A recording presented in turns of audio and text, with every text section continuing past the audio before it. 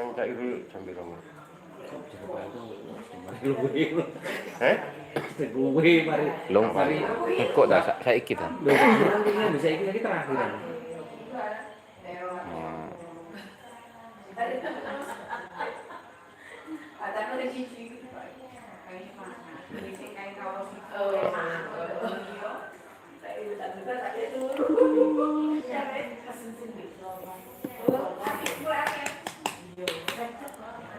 Dari ini kini ceprut.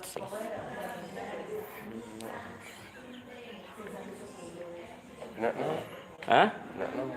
Apa ini ya?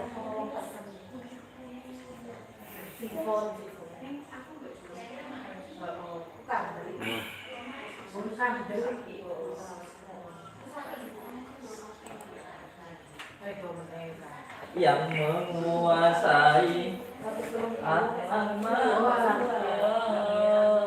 Oke, assalamualaikum warahmatullahi wabarakatuh. Anak-anak kelas 8A,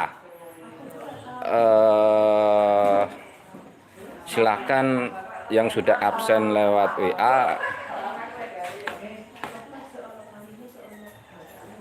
bisa ketik absen lagi di Google, di chatting ya, biar terekam bahwa kalian ikut pelajaran mapel IPS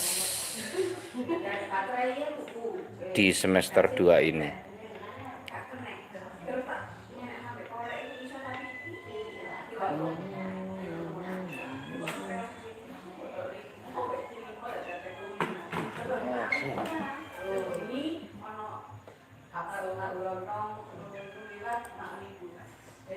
Oke, yang sudah hadir 3 anak di YouTube. Muhammad Idrus Sadat juga sudah hadir. Ahmad Ramadhani juga sudah hadir. Selamat pagi anak-anak. Mos ya. Ya iki mau nyertok mau.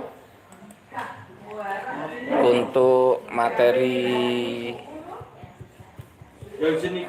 semester 2 ini di bab 3 IPS tentang keunggulan dan keterbatasan antar ruang, pengaruhnya terhadap kegiatan ekonomi, sosial, budaya di Indonesia dan ASEAN. Jadi keterbatasan antar ruang itu di masing-masing daerah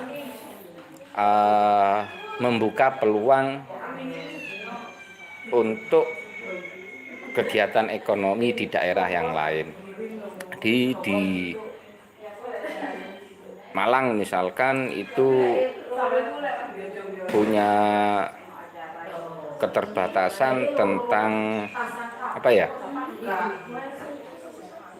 produk-produk sabun misalkan, itu tidak ada di Malang, terbatas banget yang ada di Malang. Di Malang membutuhkan produk-produk sabun,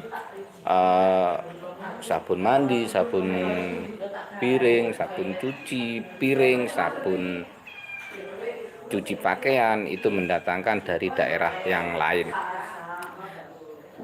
Begitu juga semisal di Surabaya. Di Surabaya itu daerah perkotaan, di mana daerah perkotaan itu sudah jarang banget ada lahan-lahan kosong yang bisa dibuat perkebunan maupun pertanian. Karenanya di Surabaya sangat terbatas banget, sangat terbatas lahan itu, memungkinkan dari wilayah Malang yang punya lahan luas, pertanian luas, perkebunan luas, bisa melakukan kegiatan ekonomi di Surabaya, kirim barang ke Surabaya untuk dijual di Surabaya, seperti itu. Di masing-masing daerah sudah barang tentu punya keterbatasan tersendiri dan kelebihan tersendiri. Nah, keunggulan dan keterbatasan antar ruang dalam permintaan dan penawaran dan teknologi itu. Selamat datang, saya sapa dulu. Siapa ini? Zahidah Nabila Maisun. Jadi ya, keunggulan dan keterbatasan antar ruang itu akan terjadi sebuah kegiatan ekonomi di mana ada permintaan dari daerah yang punya keterbatasan dan akan terjadi penawaran dari daerah yang memiliki keunggulan. Seperti saya contohkan tadi, Surabaya punya keterbatasan lahan perkebunan, maka di Surabaya ada permintaan tentang produk-produk hasil dari pertanian dan perkebunan. Di Malang yang punya keunggulan di situ menawarkan produk-produknya ke Surabaya. Nah, setiap orang pasti mengkonsumsi barang yang berbeda-beda. Setiap orang pasti mengkonsumsi barang yang berbeda-beda.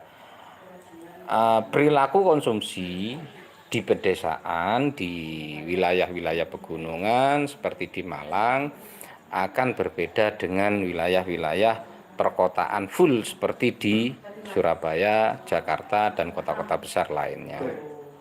Nah, dari situ maka ada 4 pelaku ekonomi. Jadi ada 4 pelaku ekonomi. Yang pertama rumah tangga keluarga atau konsumen. Jadi rumah tangga keluarga atau konsumen langsung. Kemudian yang kedua ada perusahaan atau produsen. Perusahaan yang menciptakan sebuah produk atau membuat sebuah produk yang dibutuhkan oleh konsumen tadi. Ada konsumen, kemudian ada produsen. Yang ketiga ada pelaku ekonomi yaitu pemerintah. Ada pelaku ekonomi pemerintah. Pemerintah bisa menjadi lembaga yang memonitor kegiatan ekonomi di masyarakat, seperti produk-produk yang dibutuhkan oleh khalayak umum itu hanya dikuasai oleh pemerintah. Contoh kayak PLN itu milik pemerintah. Contoh lain PDAM. Pemerintah bertindak sebagai sebuah perusahaan yang menyediakan jasa untuk konsumen. Kemudian ada pelaku ekonomi dari luar negeri. Ini terkait nanti dengan kegiatan ekspor impor. Masih ingat kan dengan ekspor impor? Kalau ekspor itu kita kirim ke luar negeri, produk kita dijual ke luar negeri, produk kita dikirim ke luar negeri, itu adalah namanya ekspor. Kalau impor produk kita kalau impor kita membeli ke luar negeri. Contohnya kita membeli ke luar negeri HP. Kalian yang punya HP merek misalkan Xiaomi itu menyebutkan merek dari Cina paling banyak, kemudian dari Eropa juga ada, dari Amerika juga ada. Jadi 4 pelaku ekonomi. Yang pertama, saya ulang, 4 pelaku ekonomi. Yang pertama itu adalah rumah tangga keluarga atau konsumen langsung. Kemudian yang kedua perusahaan atau produsen. Yang ketiga adalah pemerintah, dan yang pemerintah Indonesia tentunya. Yang keempat adalah luar negeri. Dari situ bahwa kegiatan ekonomi ada tiga. Yang pertama itu adalah produksi. Kemudian yang kedua itu adalah distribusi, dan yang ketiga adalah konsumsi.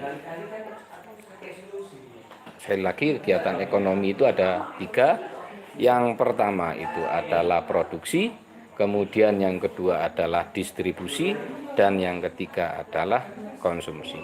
Apa itu produksi? Produksi, saya minta kalian untuk mendefinisikan produksi lewat chatting ya. Sekarang lewat chatting, sekarang produksi adalah bla bla bla bla bla. Kemudian yang kedua, kegiatan ekonomi itu adalah distribusi. Distribusi itu adalah bla bla bla bla. Terus yang ketiga adalah konsumsi. Konsumsi itu adalah bla bla bla. Ada 3 tugas. 3 tugas yang harus kalian kerjakan: pengertian produksi, pengertian distribusi, dan yang ketiga adalah pengertian konsumsi. Tolong itu dikerjakan dan dikirim di chat grup. Kasih nama siapa yang mengerjakan, misalkan Muhammad Idrus Sadat kelas 8A. Pengertian produksi adalah kemudian pengertian distribusi adalah kemudian pengertian konsumsi adalah ini. Itu tugasnya. Bisa dipahami? Kalau bisa dipahami, bisa langsung dikerjakan, langsung di chatting di grup kelas. Sekian dari saya. Assalamualaikum warahmatullahi wabarakatuh.